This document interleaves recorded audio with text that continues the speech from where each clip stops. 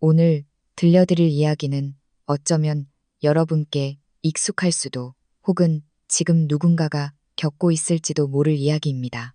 그럼 천천히 들어보시죠.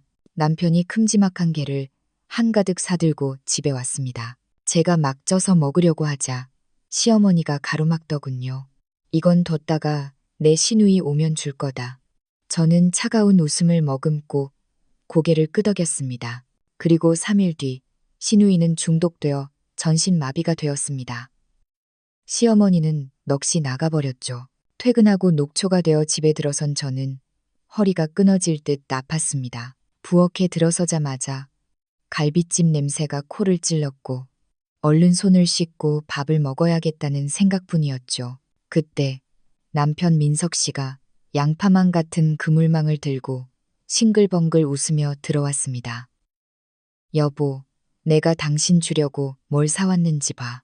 민석 씨가 그물망을 조리대 위에 털썩 내려놓았습니다. 가까이 가서 보니 싱싱하게 살아 날뛰는 큼지막한 게 8마리가 들어있더군요. 푸르스름한 등껍질에 집게발을 쳐들고 가그락 가그락 소리를 내며 움직이는 게 살이 아주 꽉 차 보였습니다. 제 마음은 순식간에 꽃이 핀 듯 환해졌죠.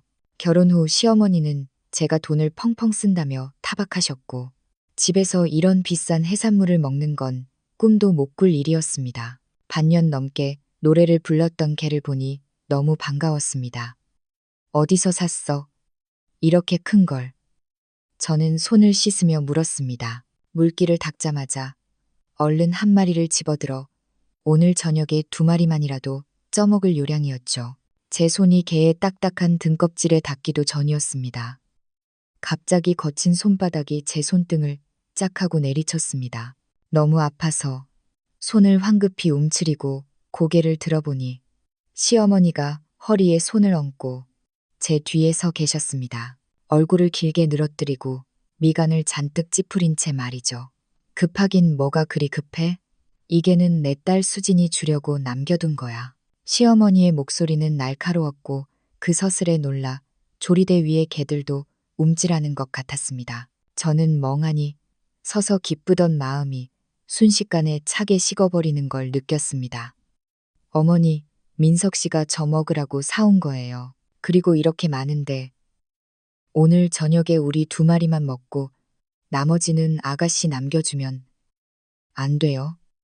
하지만 안 된다는 대답은 단호했습니다. 시어머니는 생각할 겨를도 없이 딱 잘라 거절하며 개가 등망을 자기 쪽으로 확 끌어당겼습니다. 내 딸이 3일 뒤면 방학하고 집에 온다. 학교에서 고생했을 텐데 돌아오면 좋은 것 좀 먹여야지. 이 8마리 한 마리도 빠짐없이 다 개줄 거야.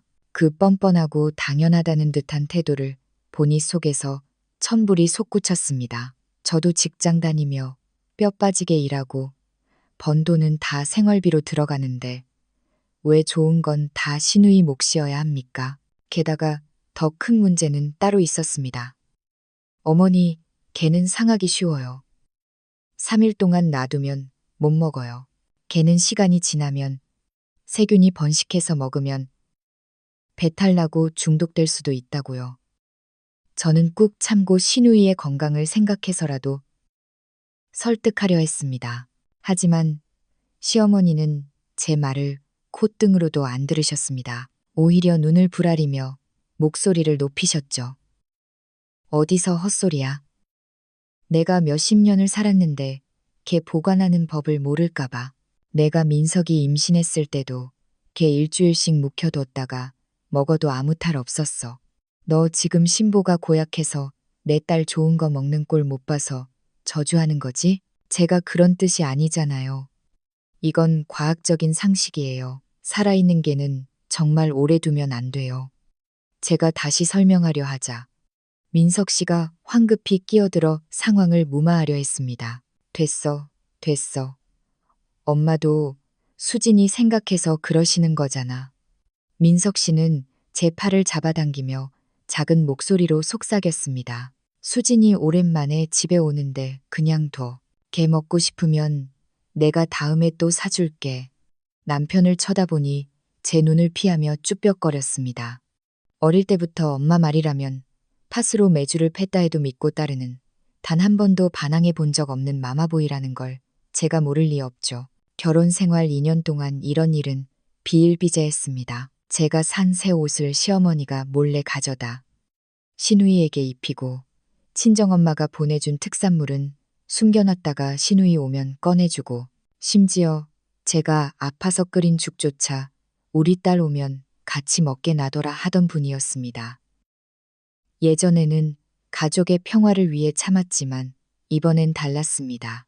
살이 꽉 찬 게 8마리를 눈앞에 두고 그렇게 먹고 싶다 노래를 불렀는데 입도 뻥긋 못하게 빼앗기니 서러움과 분노가 밀물처럼 밀려왔습니다. 제가 아무 말 안 하고 있으니 시어머니는 제가 굴복한 줄 알고 콧방귀를 뀌더군요. 그럼 그렇지. 올케가 돼서 시누이한테 좀 양보하는 게 당연한 거지. 우리 수진이는 우리 집안의 보물이라 절대 서러움 당하면 안 돼. 시어머니는 굵은 노끈을 찾아와 개가 든망을 꽁꽁 묶더니 냉장고 가장 안쪽 칸에 조심스럽게 밀어 넣었습니다. 그리고 민석 씨에게 신신당부했죠. 너 몰래 꺼내서 쟤 주지 마라. 수진이 오면 쪄줄 거니까 한 마리라도 비면 가만 안 둔다. 민석 씨는 연신 고개를 끄덕였습니다. 알겠어요, 엄마. 절대 안 건드릴게요. 저는 그 옆에 서서 입꼬리를 올려 차가운 비웃음을 흘렸습니다. 그래, 고작게 몇 마리 가지고. 그들이 남겨두고 싶다면 그러라죠. 제가 무서워서 져줘서 가만히 있는 줄 알겠지만 제 속엔 이미 다른 계산이 서 있었습니다. 개를 3일이나 묵혀두는 건 장난이 아닙니다. 세균이 번식해서 배탈 나는 건 약과고 심하면 식중독으로 죽을 수도 있으니까요. 저들이 애지중지하는 그 보물단지가 3일 묵은 개를 먹고 어떻게 되는지 한번 두고 보기로 했습니다. 그래요? 그럼 맘대로 하세요. 저는 무표정한 얼굴로 담담하게 말했습니다. 시누이 주실 거라니까. 저는 오늘 저녁에 그냥 갈비찜이나 먹을게요. 시어머니는 제가 순순히 물러나자 만족스러운 미소를 지으며 부엌으로 돌아가 콧노래까지 흥얼거리셨습니다. 딸이 개를 먹을 모습을 상상하시는 거겠죠. 민석 씨는 안도하며 제 곁에 와서 말했습니다. 여보, 고마워. 마음에 담아두지 마. 수진이 가면 내가 꼭 대게 2배로 사줄게. 실컷 먹게 해줄게. 저는 대꾸도 하지 않고 식탁에 앉아 묵묵히 갈비찜을 집어 먹었습니다. 고기는 부드러웠지만 입안에서는 아무 맛도 느껴지지 않았습니다. 이게 마지막이 아닐 겁니다. 시어머니의 편에는 뼛속까지 박혀 있고 남편의 유약함도 고칠 수 없는 병이니까요. 하지만 저도 예전처럼 참고만 사는 바보는 아닙니다. 가정의 평화를 위해 참아왔지만 돌아온 건 더 심해진 편애와 괴롭힘 뿐이었으니까요. 이번엔 더 이상 참지 않기로 했습니다. 냉장고 쪽을 바라보며 속으로 냉소했습니다. 시누이, 시어머니, 당신들이 그 개를 독차지하고 싶다고. 그래, 소원대로 해줄게. 다만 그 탐욕과 고집의 대가가 너무 크지 않기만을 바랄 뿐이야. 저녁 식사 내내 시어머니는 민석 씨 밥그릇에 반찬을 올려주며 떠들어댔습니다. 민석아, 많이 먹어라. 수진이 오면 맛있는 건 다 개 줘야 하니까. 오빠로서 네가 양보 좀 해라. 남편은 입안 가득 밥을 쑤셔 넣으며 웅얼웅얼 대답했습니다. 저는 말없이 제 밥만 먹었습니다. 3일 뒤 시누이가 돌아오면 모든 게 결판 날 테니까요. 저녁을 먹고 설거지를 마친 뒤 침실로 들어갔습니다. 민석 씨가 따라 들어와 변명하려 했지만 말을 잘랐습니다. 그만해. 피곤해서 잘래. 침대에 누웠지만 머릿속은 겉보기에 평온한 것과 달리 복잡했습니다. 당장 시어머니와 싸워서 개를 뺏어 먹으면 어떻게 될까? 대판 싸움이 나고 시어머니는 곡을 할 테고 남편은 곤란해하며 저에게 사과하라고 하겠죠. 이튿날 아침, 씻고 나와 아침 준비를 하려고 부엌에 들어갔습니다. 냉장고에서 달걀을 꺼내는데 구석에 꽁꽁 묶인 그물망이 눈에 들어왔습니다. 가슴이 철렁했습니다. 어제 넣을 때만 해도 가그락거리던 녀석들이 지금은 쥐 죽은 듯 조용했으니까요. 망을 살짝 당겨보니 비릿한 냄새가 풍겨왔습니다. 싱싱한 바다 내음이 아니라 구쿨하게 썩어가는 냄새였죠. 끈을 풀어보니 8마리 중 2마리는 이미 축 늘어져 집게발도 움직이지 않았고 껍질 색도 탁해져 있었습니다.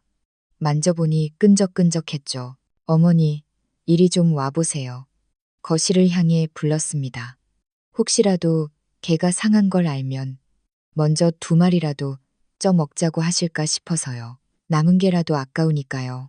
시어머니는 찻잔을 들고 느릿느릿 부엌으로 들어오시더니 대수롭지 않다는 듯 말씀하셨습니다. 왜 그러냐? 멀쩡하기만 하구먼. 어머니, 냄새 좀 맡아보세요. 벌써 냄새 나요. 이 개들 오래 못 살아요. 3일 두면 확실히 다 상해요. 망을 코앞에 들이대자 시큼한 썩은 내가 진동했습니다. 오늘 우리 2마리 먹고 남은 거라도 신선할 때 둬야죠. 더 두면 정말 못 먹어요.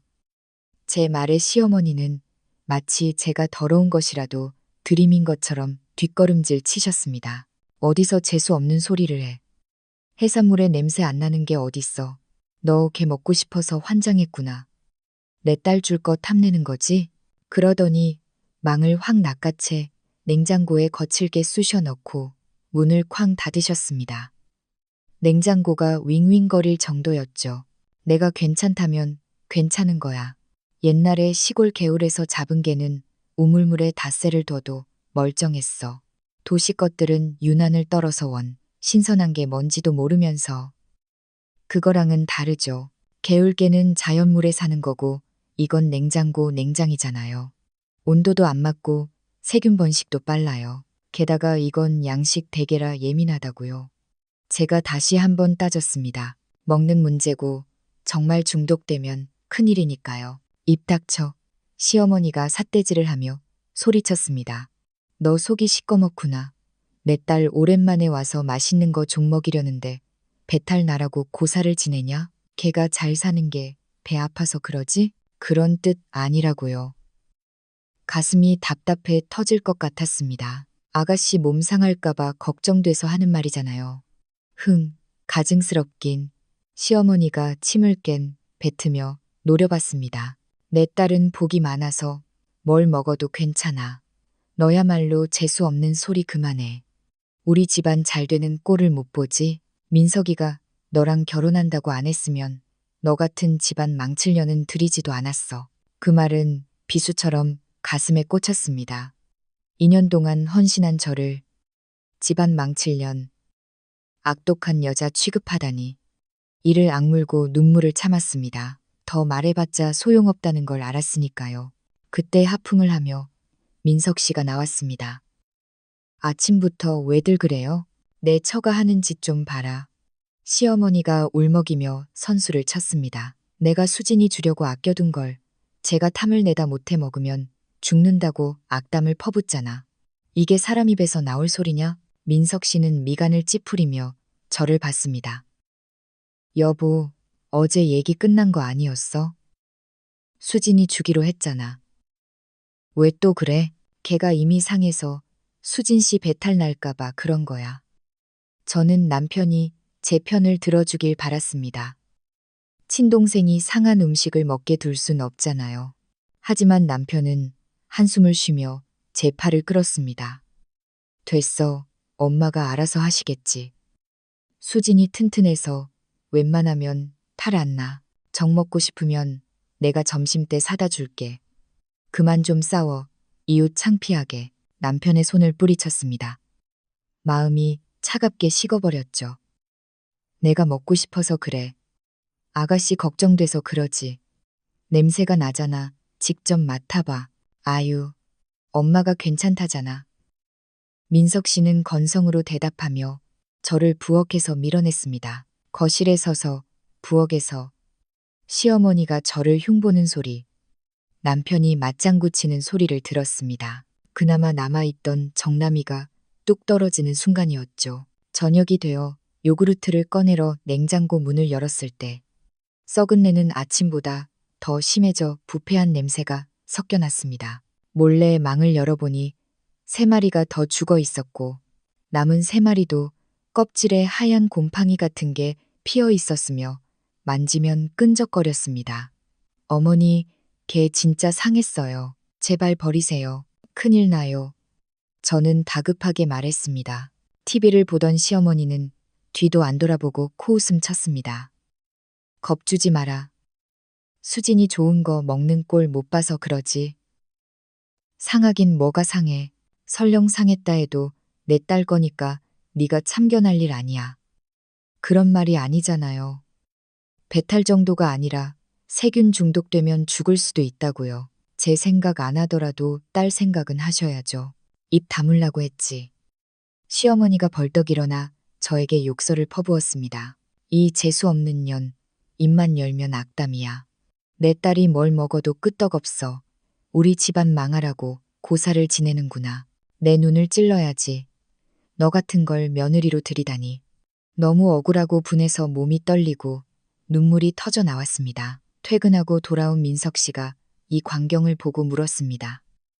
또 왜 그래요? 엄마, 그만 좀 하세요. 내가 할 말이 없다. 시어머니는 저를 가리키며 고래고래 소리 질렀습니다. 내 처한테 물어봐라. 하루 종일 내 동생게 먹으면 죽는다고 저주를 퍼붓는데 무슨 신보냐. 민석 씨는 저를 타박하는 눈빛으로 봤습니다. 여보, 당신 맘 알겠는데 그만 좀 해. 내일 수진이 오면 알아서 하겠지. 자꾸 엄마 화나게 하지 마. 남편의 그 비겁한 모습에 저는 완전히 절망했습니다. 이 남자는 영원히 옳고 그름을 모르고 엄마 편에만 서서 저에게 참으라고만 할 겁니다. 눈물을 닦고 침실로 들어갔습니다. 셋째 날 아침, 현관에서 시누이 수진이의 목소리가 들렸습니다. 엄마, 나왔어. 내 댁에는. 가슴이 철렁했습니다. 올 것이 왔구나. 나가보니 수진이가 명품 옷을 입고 캐리어를 든 채 시어머니 품에 안겨 있었습니다. 우리 이쁜 딸 왔구나. 걔 남겨놨지. 널 위해 딱 기다리고 있단다. 수진이는 저를 본 채 만체하며 거만한 태도로 시어머니를 따라 부엌으로 갔습니다. 냉장고 문이 열리고 시어머니가 망을 꺼내자 역겨운 부패 냄새가 진동했습니다.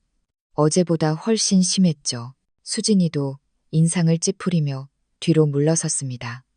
엄마, 이게 무슨 냄새야? 상한 거 아니야? 제가 황급히 다가가 말했습니다. 아가씨, 보세요. 걔가 끈적하고 곰팡이도 피었어요. 이미 다 상해서 못 먹어요. 먹으면 중독돼요. 무슨 헛소리야.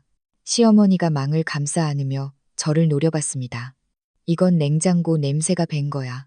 씻어서 찌면 아무렇지도 않아. 내 딸이 오랜만에 개 좀 먹겠다는데 옆에서 초를 쳐. 수진이도 저를 위아래로 훑어보며 비아냥거렸습니다. 새언니, 나 질투해요? 엄마가 나 주려고 남긴 게 언니가 몰래 먹고 싶어서 상했다고 하는 거 아니에요? 아니에요. 정말 아가씨 생각해서 하는 말이에요. 이거 진짜 썩었다고요. 보세요, 하얗게 낀 거. 됐거든요. 수진이는 눈을 흘기며 시어머니 손에서 망을 낚아챘습니다. 엄마가 괜찮다면 괜찮은 거지. 언니는 내가 잘 되는 꼴을 못 보나 봐. 내가 밖에서 고생하다 와서 개 좀 먹겠다는데 그게 그렇게 안 이꼬워요? 그래, 수진아. 내 옳게 말 듣지 마라. 속이 좁아서 그래. 엄마가 얼른 씻어줄게. 쪄놓으면 아주 기가 막힐 거다. 역시 우리 엄마밖에 없어. 수진이는 득의양양하게 저를 보며 말했습니다. 언니, 먹고 싶으면 돈 내고 사 먹어요. 우리 엄마 거 탐내지 말고. 두 모녀가 장단을 맞추는 꼴을 보니 헛웃음이 나왔습니다. 개를 넣을 때부터 냄새가 나기 시작했을 때, 그리고 완전히 썩은 지금까지 3번이나 경고했습니다. 할 만큼 했습니다. 탐욕과 아집에 눈이 멀어 듣지 않는다면 저도 어쩔 수 없죠. 그래요. 맘대로 드세요. 저는 차갑게 한마디 던지고 부엌을 나왔습니다. 뒤에서 시어머니와 수진이가 저를 비웃는 소리가 들렸습니다. 거봐, 질투해서 안달난 거. 촌스럽게 개 몇 마리 가지고 요새는 화도 나지 않았습니다. 오히려 그들이 불쌍했죠. 썩은 개 몇 마리 때문에 악담을 퍼붓고 자기 몸을 담보로 도박을 하다니 그 탐욕과 어리석음의 대가는 곧 치르게 될 테니까요. 민석 씨가 아침거리를 사들고 들어와 물었습니다. 왜 그래? 수진이 왔어? 응, 부엌에서 개 씻고 있어. 상해서 못 먹는다고 해도 내 말은 듣지도 않고 욕만 하네. 에이 설마 그냥 뒀다가 드시게 해. 엄마도 경험이 있으니까 괜찮겠지. 남편의 말에 마지막 기대조차 사라졌습니다. 부엌에서는 우당탕 소리와 웃음소리가 들려왔고 썩은 내는 온 집안을 가득 채웠습니다. 도저히 참을 수 없어 다시 부엌으로 갔습니다. 수진이가 인상을 쓰며 개 다리를 잡고 씻고 있었는데 개 껍데기는 회색빛으로 변해 있었고 배에는 끈적한 점액질이 묻어 물로 씻어도 떨어지지 않았습니다. 엄마, 이거 너무 끈적거리는데 냄새도 이상하고 진짜 썩은 거 아니야? 시어머니는 솔로 개를 박박 문지르며 말했습니다.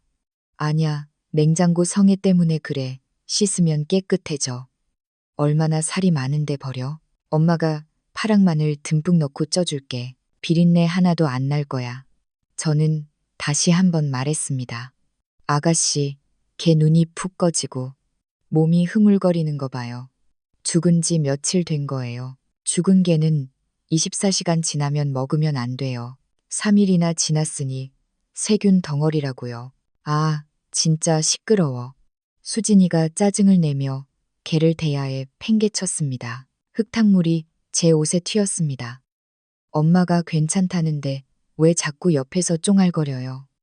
나 좋은 거 먹는 게 그렇게 싫어요? 시어머니도 거들었습니다. 이간질 좀 그만해라. 소금이랑 맛술에 담가두면 세균 다 죽어. 시골에선 죽은 개도 다 먹었어. 너만 유난이야. 대야 속 8마리에게는 죽음 그 자체였습니다. 다리가 떨어진 놈. 껍데기가 갈라져 내장이 흘러나와 물이 누렇게 변한 놈. 썩은 악취가 코를 찔러 구역질이 날 지경이었습니다. 소금이랑 술로 세균 못 죽여요. 특히 개 같은 고단백 식품은 썩으면 독소가 엄청나게 생긴다고요. 먹으면 진짜 죽을 수도 있어요. 사람 목숨이 달린 일이라 마지막으로 호소했습니다. 당장 나가. 시어머니가 소를 들고 삿대질을 했습니다. 내 부엌에서 헛소리하지 말고 꺼져. 내 딸개 좀 먹이려는데 재수 없게. 넌 마음보가 썩었어. 수진이도 소리쳤습니다. 꼴 보기 싫으니까 나가요. 내가 먹고 죽어도 언니 탓 안 할 테니까 가식 떨지 말고. 더 이상 일말의 연민도 남지 않았습니다. 할 말 다 했고 경고도 다 했습니다. 스스로 불구덩이에 뛰어들겠다는데 누가 말리겠습니까? 부엌을 나오다 사과를 깎던 남편과 마주쳤습니다. 왜? 엄마랑 수진이는 개 씻고 있어. 다 썩어서 냄새 나는데 기어코 먹겠대. 내가 말리니까 욕하고 쫓아내네. 민석 씨는 부엌 쪽을 보고 냄새를 맡더니 인상을 썼습니다. 냄새가 좀 나긴 하네. 그래도 엄마 정성인데 그냥 드시게 해. 수진이 오랜만에 왔잖아. 혹시 모르지. 진짜 괜찮을 수도 있고. 남편의 그 무책임한 말에 마음이 차갑게 얼어붙었습니다. 방으로 돌아와 문을 닫아버렸습니다. 밖에서 들려오는 웃음소리, 시어머니의 무용담, 수진이의 깔깔거리는 소리, 그들에게 그 썩은 개는 산해진미인가 봅니다. 30분쯤 지나자 환풍기 돌아가는 소리가 들리고 파와 마늘 냄새가 섞인 기괴한 악취가 방으로 스며들었습니다. 향신료로도 덮을 수 없는 부패한 냄새였죠. 창문을 열어 환기하며 거리를 내려다 봤습니다. 과연 얼마나 지나야 인과응보가 닥칠까요? 수진아, 와서 먹어라. 막 쪄서 따뜻하다. 시어머니의 목소리에 수진이가 환호했습니다. 와, 내 사랑되게. 저는 나가보지도 않았습니다. 잠시 후 수진이의 목소리가 들렸습니다. 맛이 좀 쓴데. 살도 푸석하고. 쓰긴 뭐가 써. 게장이 원래 쌉쌀한 거야. 식초 찍어 먹으면 돼. 살이 부드러워서 더 맛있는 거야. 식기 전에 얼른 먹어. 그런가? 수진이는 반신반의하며 먹기 시작했습니다. 저는 방에서 냉소를 지었습니다. 쓴맛은 독소가 생겨서고 살이 흐트러진 건 세균이 조직을 파괴해서죠. 독약을 먹으면서 맛있다고 하다니. 10여 분 뒤 거실이 조용해졌습니다. 수진이가 트림을 하며 말했습니다. 엄마, 네 마리 먹었더니 배불러. 남은 네 마리는 내일 먹게 냉장고에 넣어줘. 그래, 내 새끼. 내일 데워줄게. 남은 네 마리도 내일이면 더 썩어 있겠죠. 차라리 잘 됐습니다. 더 많이 먹고 대가를 치르라지요. 잠시 후 민석 씨가 개 한 마리를 들고 방으로 왔습니다. 여보, 너도 좀 먹어. 엄마가 너 주래. 거무튀튀한 살에 끈적한 것이 묻어있는 개에서 악취가 진동했습니다. 치워. 안 먹어. 당신이나 먹어. 아니, 당신 개 먹고 싶다며. 살도 많은데 안 먹는다고 했어. 저는 단호하게 말했습니다. 이 남자는 코가 막힌 걸까요? 아니면 엄마와 동생 비위를 맞추느라 판단력을 상실한 걸까요? 남편이 나가자 시어머니가 비꼬는 소리가 들렸습니다. 안 먹는다고 냅둬라. 복을 차는 구먼. 내 딸 먹을 것도 부족한데 감히. 저는 이 숨막히는 집구석이 지긋지긋했습니다. 가족에도 존중도 없는 이곳을 떠날 날만 기다렸습니다. 다음 날 아침 부엌 소란에 잠이 깼습니다. 평소엔 9시 넘어서 일어나는 모녀가 아침 7시부터 시끄러웠습니다. 방을 나서자마자 어제보다 더 지독한 썩은 내가 코를 찔러 헛구역질이 날 뻔했습니다. 부엌에 가보니 시어머니가 남은 게 4마리를 씻고 있는데 상태가 처참했습니다. 껍질은 검게 변했고 하얀 곰팡이가 밀가루처럼 뒤덮여 있었으며 배는 가스가 차서 빵빵하게 부풀어 올랐고 누란 진물이 줄줄 흘렀습니다. 수진이는 접시를 들고 재촉했습니다. 엄마, 빨리 줘. 어제 먹은 게 너무 맛있어서 또 먹고 싶어. 알았다, 알았어. 냉장고에 하루 숙성해서 더 맛있을 거다. 고춧가루 팍팍 넣고 쪄줄게. 그 처참한 꼴을 보고 저도 모르게 뒷걸음질 쳤습니다. 어머니, 아가씨, 이건 진짜 아니에요. 배가 부풀고 진물 나는 거 보세요. 이건 심하게 부패한 거예요. 먹으면 진짜 죽어요. 아, 또 시작이네. 수진이가 인상을 팍 썼습니다. 새언니 정신병 있어요. 나 죽으라고 고사 지내요.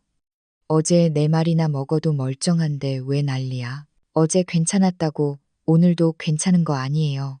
부패는 진행되는 거예요. 어제는 세균이 덜했을지 몰라도 밤새 폭발적으로 늘어났다고요. 이건 독극물 수준이에요. 어디서 겁을 줘. 시어머니가 벌떡 일어났습니다. 내가 랩으로 잘 싸뒀는데 왜 썩어. 너 내 딸 맛있는 거 먹는 게 꼴 보기 싫어서 거짓말하는 거지? 질투가 아니라고요. 억울해서 목소리가 떨렸습니다. 배탈이 문제가 아니라 장기가 손상되고 신경이 마비될 수도 있다고요. 재수 없는 소리 하지 마. 수진이가 접시를 콱 내려놓았습니다. 내가 오늘 기필코 먹고 말 거야. 죽어도 언니 탓 안 하니까 신경 꺼요. 시어머니도 거들었습니다. 내 딸은 명줄이 길어서 끄떡없어. 썩은 생선도 먹고 컸는데 개 따위가 뭐라고. 잔소리할 거면 썩 꺼져. 완전히 말이 통하지 않는 벽창호 같았습니다. 4번이나 경고했습니다. 할 만큼 했습니다. 그래요. 드세요. 저는 화를 억누르며 차갑게 말했습니다. 하지만 분명히 말해두는데 무슨 일 생겨도 제 탓하지 마세요. 협박하지 마요. 웃기지도 않아. 수진이가 비웃었고 시어머니도 쫓아냈습니다. 거실에서 만난 남편에게 상황을 말했지만 남편은 역시나였습니다. 냄새가 좀 나긴 하는데 엄마랑 수진이가 괜찮다잖아. 그냥 둬. 어제도 먹고 멀쩡했으니까. 저는 남편에 대한 마지막 기대조차 버렸습니다. 방에 들어와 문을 잠그고 검색해봤습니다. 부패한 게 섭취시 증상, 구토, 설사, 폐혈증, 신경 손상, 마비, 사망. 휴대폰을 던져두고 무심하게 기다렸습니다. 스스로 선택한 운명이니까요. 부엌에서 볶는 소리와 함께 썩은 내와 매운 양념 냄새가 섞인 최악의 악취가 풍겨왔습니다. 20분 뒤 수진이의 환호성이 들렸습니다. 잘 먹겠습니다. 개 껍데기 씹는 소리. 시어머니의 흐뭇한 목소리. 많이 먹어라. 부족하면 더 사줄게. 엄마 어제보다 더 맛있어. 미각과 후각이 마비된 게 분명합니다. 지금 먹는 게 치명적인 독약인 줄도 모르고 1시간쯤 지났을까요? 거실에서 TV 소리와 웃음소리가 들리더니 오전 10시쯤 수진이의 신음소리가 들려왔습니다. 엄마, 배가 좀 이상해. 가스 찬 것처럼 빵빵하고. 체했나 보다. 뜨거운 물 마시면 괜찮아. 걔가 찬 성질이라 그래. 저는 속으로 생각했습니다. 왔구나. 잠시 후 다급한 발소리와 화장실 문 여닫는 소리, 그리고 찢어질 듯한 구토 소리가 들렸습니다. 시어머니가 당황해서 물었습니다. 수진아, 괜찮니? 토하는 거야? 엄마, 나 죽을 것 같아. 배가 칼로 쑤시는 것처럼 아파. 울먹이는 목소리에 이어 비명에 가까운 소리가 났습니다. 저는 방문을 열고 나가 그저 바라봤습니다. 통쾌함마저 느껴졌죠. 이게 바로 충고를 무시한 대가니까요. 민석 씨도 서재에서 뛰쳐나왔습니다. 왜 그래? 수진이 토해. 나도 몰라. 갑자기 왜 이러지? 뭘 잘못 먹었나? 시어머니가 허둥지둥했습니다. 저는 담담하게 말했습니다. 제가 말했잖아요. 썩은 게 먹으면 중독된다고. 안 듣더니 꼴 좋네요. 시어머니가 독살스러운 눈으로 저를 쏘아봤습니다. 네가 그랬지. 네가 개에 독 탔지. 이 나쁜 년, 내 이럴 줄 알았어. 말 조심하세요. 전개에 손끝 하나 안 댔어요. 썩은 거 기어코 드신 건 그쪽들이에요. 시어머니가 달려들려 하자 남편이 말렸습니다. 엄마, 진정해요. 수진이부터 병원 데려가야죠. 무슨 병원이야. 제가 독 탔다니까 해독제 내놓으라고 해. 기가 막혀서 헛웃음이 나왔습니다. 어머니, 해독제 같은 거 없어요. 이건 세균성 식중독이에요. 빨리 병원 안 가면 큰일 나요. 거짓말 마. 어제는 멀쩡했는데 왜 오늘 그래? 그때 화장실에서 수진이의 비명이 들렸습니다. 으악, 엄마, 나 몸이 이상해. 손발이 저려. 못 일어나겠어. 모두 화장실로 뛰어갔습니다. 수진이는 변기에 앉아 사색이 되어 있었고 입술은 파랗게 질려 덜덜 떨고 있었습니다. 수진아, 시어머니가 만지려 하자 수진이가 뿌리쳤습니다. 만지지 마. 온몸이 저리고 너무 아파. 민석 씨가 119를 불렀습니다. 그제야 사태의 심각성을 깨달은 시어머니는 딸을 끌어안고 울부짖었습니다. 구급차가 도착하고 수진이가 실려 나갔습니다. 수진아, 정신 차려. 시어머니는 울며 뒤따랐고 남편은 저를 원망스럽게 쳐다봤습니다. 마치 제 탓인 양 저는 무시하고 말했습니다. 저도 같이 가죠. 구급차 안에서 수진이는 경련을 일으키며 헛소리를 했습니다. 아파, 죽기 싫어. 응급실에 도착해 수진이는 처치실로 들어갔고 시어머니는 복도 의자에 주저앉아 통곡했습니다. 아이고, 내 팔자야. 멀쩡하던 애가 왜 이래. 분명 찬바람 쐬어서 그래. 남편은 안절부절 못하며 왔다 갔다 했습니다. 저는 좀 떨어져 앉아 손을 닦았습니다. 아까 묻은 토사물이 역겨웠거든요. 민석 씨, 의사한테 아침에 썩은 게 먹었다고 똑바로 말해.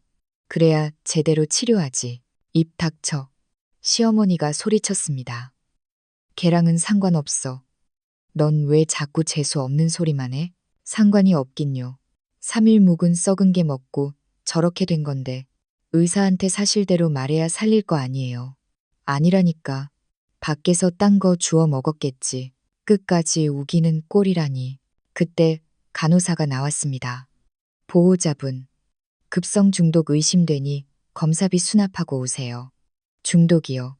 남편 얼굴이 하얗게 질렸습니다. 아직 확실하진 않지만 구토, 경련, 체온 저하가 심해요. 서두르세요. 시어머니는 중독이란 말에 더 크게 울었지만 여전히 인정하지 않았습니다. 밖에서 불량식품 사 먹어서 그래. 내게는 깨끗했어. 간호사는 혀를 차며 들어갔습니다.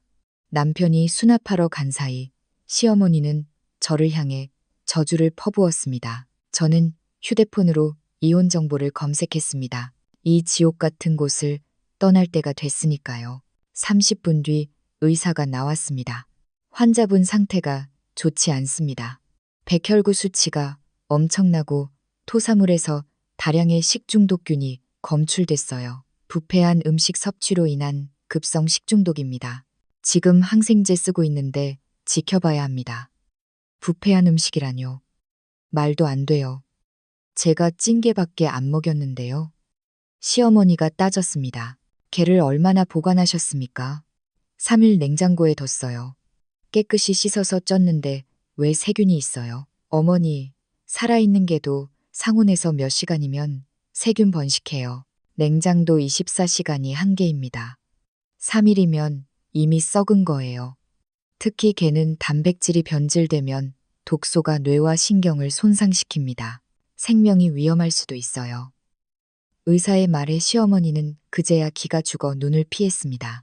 선생님, 제 동생 괜찮은 건가요? 후유증은요? 수납하고 온 남편이 물었습니다. 장담 못합니다. 독소가 신경을 침범했으면 마비가 올 수도 있어요. 뇌 CT랑 신경 검사를 더 해봐야 합니다. 의사가 들어가자 복도엔 침묵이 흘렀습니다. 시어머니는 웅얼거렸습니다. 그럴 리 없어. 깨끗이 씻었는데. 네가 손 쓴 게 분명해. 어머니, 적당히 좀 하세요. 전 손도 안 댔어요. 본인 욕심에 딸한테 썩은 게 먹여놓고 왜 남 탓을 해요? 제가 4번이나 말했잖아요. 썩는다고, 죽는다고. 그때 욕한 건 누군데요? 인연이 시어머니가 달려들려다 남편에게 제지당했습니다. 엄마, 그만해요. 우리가 잘못한 거 맞잖아요.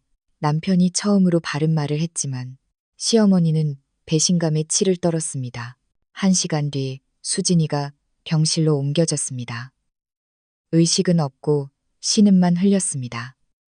의사는 구토는 멈췄지만 고열과 마비 증세가 있다고 했습니다. 병실은 3인실이었고 창가 자리였습니다. 시어머니는 딸의 손을 잡고 울었습니다.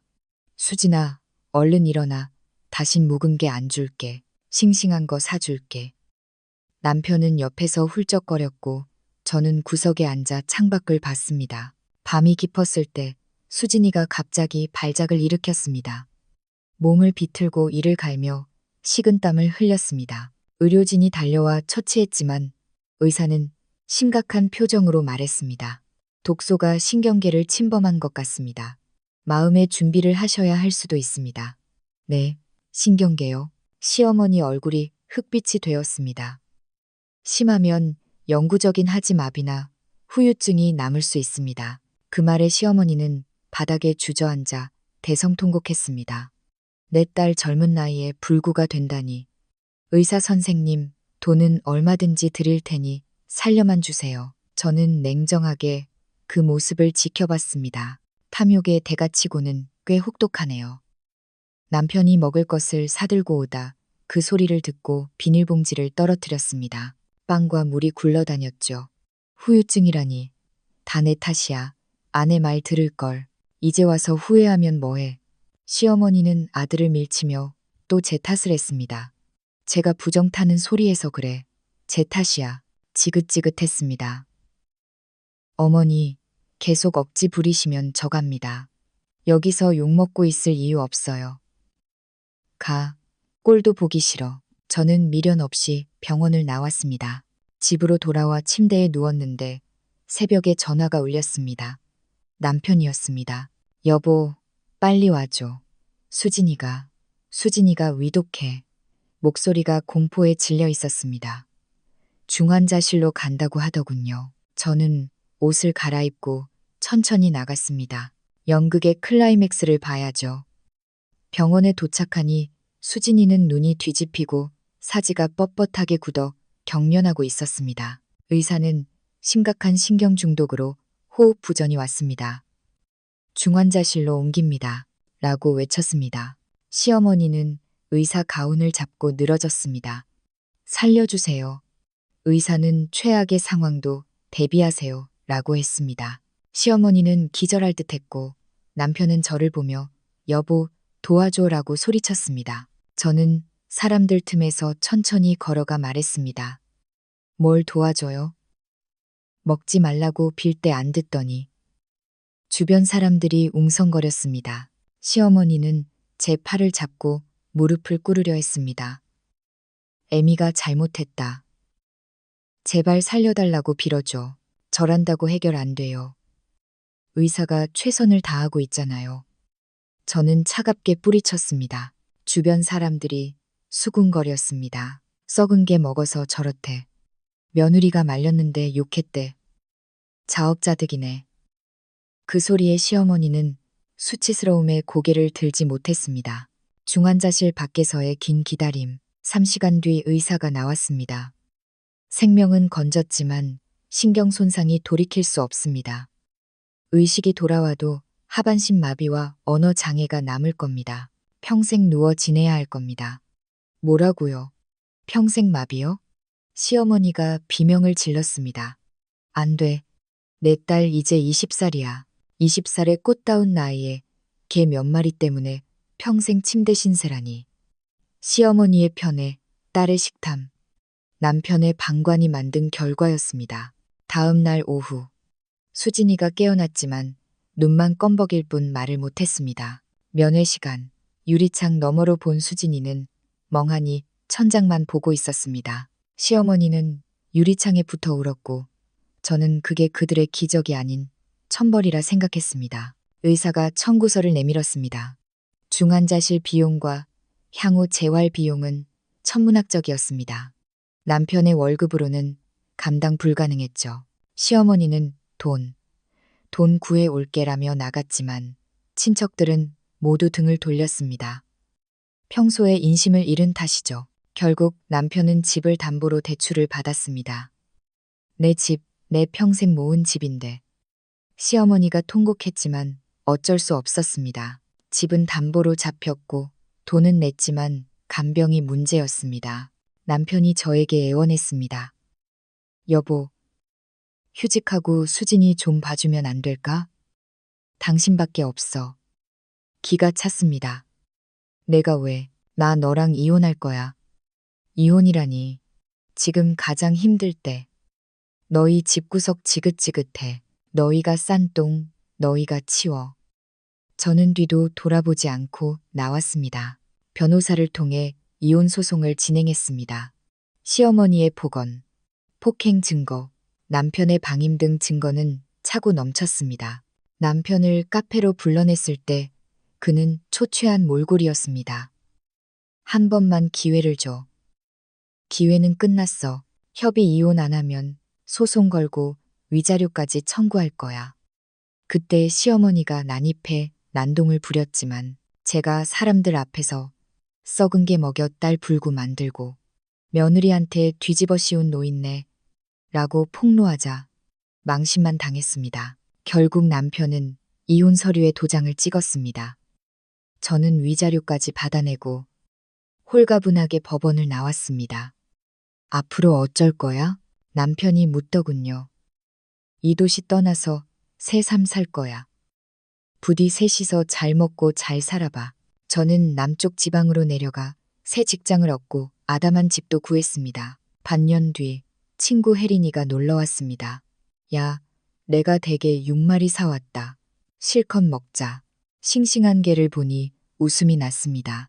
예전엔 눈치 보느라 못 먹던 걸 이젠 맘껏 먹습니다. 그때 전 시댁 고모님께 전화가 왔습니다. 하소연이었죠. 내 시어머니 치매 와서 오락가락한다. 수진이는 차도가 없어서 누워서 울기만 하고 집은 경매 넘어가서 월세 지하 단칸방으로 쫓겨났어. 민석이는 낮엔 배달, 밤엔 노가다 뛰느라 폭삭 늙었다. 빚쟁이들한테 시달리고 난리도 아냐. 친구 혜린이가 듣고는 꼴 좋다는 표정을 지었습니다. 저는 담담하게 전화를 끊고 김이 모락모락 나는 게 다리를 뜯었습니다. 꽉 찬 살이 달콤했습니다. 그들의 불행은 제게 더 이상 슬픔이 아닙니다. 그저 인과응보일 뿐. 저는 이제 제 인생을 살 겁니다. 맛있는 것을 먹고 좋은 사람들을 만나며 자유롭고 행복하게 말이죠. 밤바다의 파도 소리를 안주 삼아 맥주잔을 부딪혔습니다. 내 인생을 위하여 건배.